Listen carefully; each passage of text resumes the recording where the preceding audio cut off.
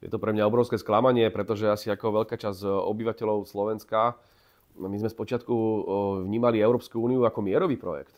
Tak aj vznikala, však keď si spomenieme na začiatky Európskej únie, v tom čase európskych spoločenstiev, tak to bolo o otázke mieru.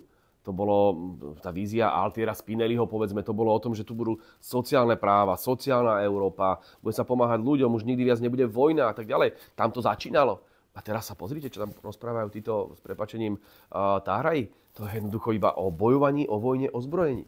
A my to cítime ako veľkú zradu európskych občanov, takže ja som presvedčený, že pokiaľ hovoríme o Európskej únii ako o projekte, ktorý mal ponúknuť viac ekonomickej spolupráce, jasné, prečo nie? Však to môže pomôcť aj našej slovenskej ekonomike a napokon Slovensko je veľmi otvorená ekonomika, takže tá spolupráca nám vyhovovala. Ale keď potom vidíme, že tie vojnové rozhodnutia, ktoré teraz činí Európska únia, oslabujú práve Európsku úniu, vrátane nás, no tak sa ozývame. Však nie je predsa možné, aby nemecká ekonomika doplácala na sankcie proti Rusku viac než samotné Rusko. Aký to má zmysel? Ja teda aj v tej histórii európskej integrácie vidím politikov, ktorí tiež neboli nejakými nadšencami Ruska v tom čase Sovietskeho zväzu, povedzme Adenauer alebo tak ďalej, hej. Ale napriek tomu tam vždy bol taká štipka realizmu, zdravého rozumu, že robia veci, ktoré pomáhajú nám. A teraz my robíme v mene nenávistnej rusofobnej ideológie veci, ktoré nám ubližujú.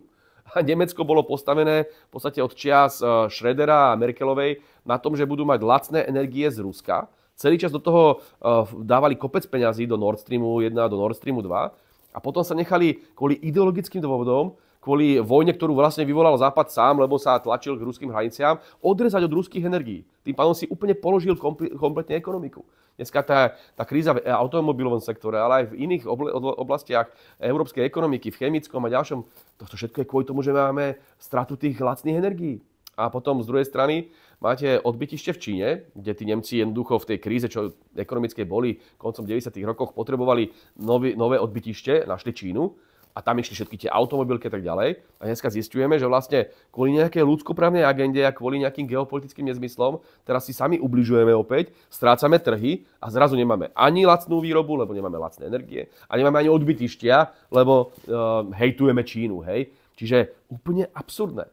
Ja teraz naozaj nevyzývam k tomu, aby Európa bola nevyhnutne taká, ako si ju predstavím ideologicky, ale nech má aspoň zdravý rozum. Nech to má aspoň zdravý rozum, realizmus, nech si jednoducho nestrieľame do vlastnej nohy. Takže áno, máte pravdu, Európa sa neuveriteľne zmenila a my na to musíme reagovať. Preto sme takí kritickí. To nie je o tom, že by sme teraz chceli vystupovať z Európskej únie. To je o tom, že chceme, aby tá Európska únia sa vrátila späť k zdravému rozumu. Zatiaľ aspoň k zdravému rozumu. To, aby bola sociálna, a aby bola čo najmierovejšia, aby sa vrátila k tým pôvodným ideálom, to je samozrejme aj náš ideál. Ale v tejto fáze chceme aspoň, aby si nerobila zle, aby neubližovala sebe a Slovákom.